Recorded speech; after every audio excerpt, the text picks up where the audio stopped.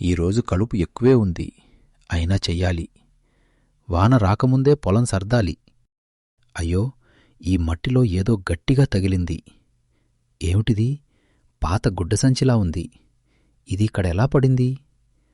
సంచి నోరు బిగిగా కట్టారు. తెరిచి చూడాలా? చూస్తాను, కాని జాగ్రత్తగా. అదే పొలమంచు. రాము మోకాళ్ళమీద కూర్చుని సంచి ముడి విప్పుతాడు. సూర్యకాంతి సంచి లోపల పడుతుంది. ముడి గట్టిగా ఉంది, నెమ్మదిగా విప్పాలి. అబ్బా, ఇదీ బంగారు నాణేలు! ఇంత బంగారు నేను ఎప్పుడూ చూడలేదు. ఇవి నిజమా లేక కలనా? ఒక్క నాణెం ఇలా మెరుస్తోంది. దొరికితే ఆనందం రావాలి, కాని నాకు భయం ఎందుకొస్తోంది? ఇది ఎవరో దాచారా లేక ఎవరో కోల్పోయారా? ఇలా దొరికిన దాన్ని తీసుకుంటే పాపం అంటారు, కాని మా ఇంట్లో పరిస్థితి. రాము మనసులోకి కట్. చిన్న మట్టి ఇల్లు. సీత ఖాళీ గిన్నెలు చూస్తోంది. ఇద్దరు పిల్లలు అలసటగా కూర్చున్నారు. రాము, ఈరోజు అన్నముందా? అమ్మా, ఆకలిగా ఉంది. నాన్న ఎప్పుడొస్తాడు? కొంచెం ఓపిక. నాన్న పొలం నుంచి వస్తాడు. నిన్న అప్పు ఇచ్చిన వాళ్ళు మళ్ళీ అడిగారు. మన దగ్గర చెప్పడానికి ఏమీ లేదు. అమ్మా, నీళ్ళేనా? ఇప్పటికి నీళ్ళే. రాము వచ్చినాక ఏదైనా చూస్తాం. మళ్ళీ పొలం. రాము చేతిలో సంచి. అతని ముఖంలో ఆశ, భయం. దూరంలో గ్రామం కనిపిస్తుంది. ఇల్లు గుర్తొస్తే చేతులు వణుకుతున్నాయి. ఈ బంగారం ఉంటే పిల్లల ఆకలి తీరుతుంది. సీత ముఖంలో చిరునవ్వు వస్తుంది. కాని ఇది నా కష్టం కాదు. ఇది తీసుకుంటే నా మనసు నిద్రపోదు. ఎవరో కష్టపడి దాచుకుని ఉంటారు, లేదా ఎవరో దారి మధ్యలో పోగొట్టుకుని ఏడుస్తూ ఉంటారు. నేనేం చెయ్యాలి?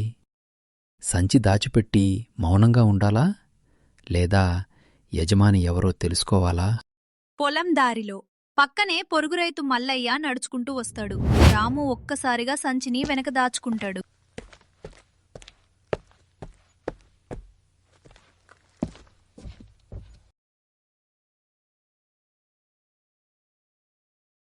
రామూ, ఉదయమే పొలంలో ఉన్నావా? అవును మల్లయ్య, కడుపు తీస్తున్నా. నీ ముఖం కంగారుగా ఉంది. ఏమైంది? ఏమీ లేదు, ఎండ ఎక్కువగా ఉంది. ఈ మధ్య గ్రామంలో మాటలు వినిపిస్తున్నాయి. ఏ మాటలు? నిన్న రాత్రి వ్యాపారి నరసయ్య బంగారం సంచి పోయిందట. బంగారం సంచి? అవును, ఎవరికైనా దొరికితే పెద్ద గొడవవుతుందట. అతను ఎక్కడ పోగొట్టుకున్నాడో తెలుసా? చెప్పలేను, కాని పొలాల దారి దగ్గరే అంటున్నాడు. అలా, సరే. నేను వెళ్తాను, నువ్వు జాగ్రత్తగా ఉండు. రాము ఒంటరిగా సంచిని ముందుకు తీసి చూస్తాడు. గాలి వీస్తుంది. అతను లోతుగా ఊపిరి తీసుకుంటాడు. అయితే ఇది నర్సయ్యదే కావచ్చు. అతను వ్యాపారి, కాని సంచి పోయి ఉంటే బాధలో ఉంటాడు. మన ఇల్లు ఆకలితో ఉంది, కాని పరాయి దాన్ని తినలేను. ఇది నా కష్టం కాదు, ఎవరో కోల్పోయారు. నేను తిరిగి ఇవ్వాలి. కాని ఎలా? నన్ను దొంగ అనుకుంటారా? సాక్షి కావాలి. పెద్ద మనిషి దగ్గరకు వెళ్తాను. పంచాయతీ దగ్గర అడుగుతాను. గ్రామ పంచాయతీ మేడ.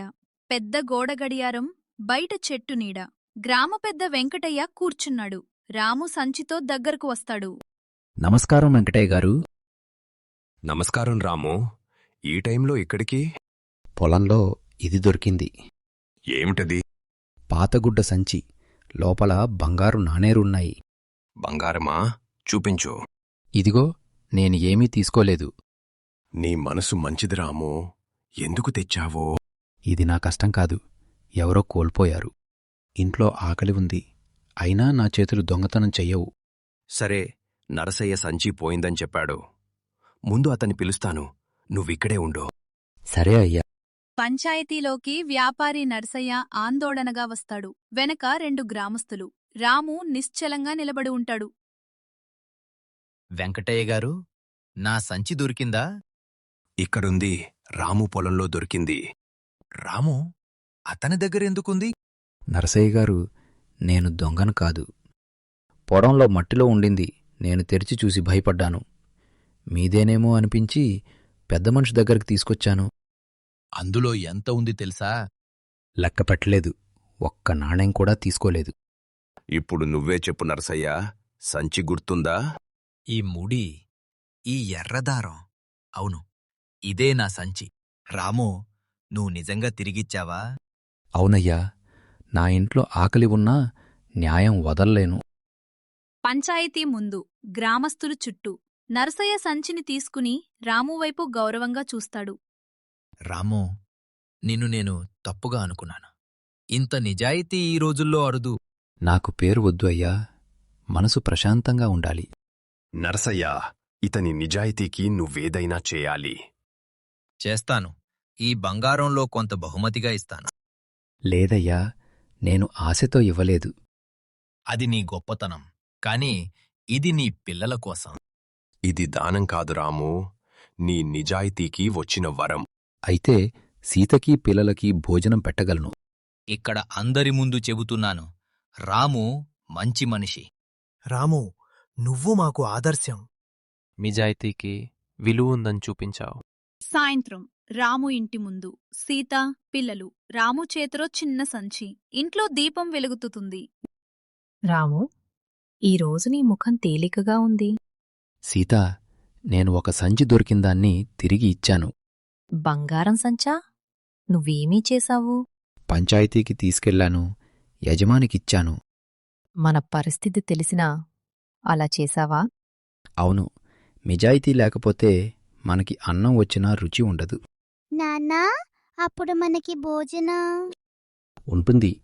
అతను బహుమతిచ్చాడు, మన అవసరానికి సరిపడా. నీ మనసు ఎంత పెద్దలో రాము.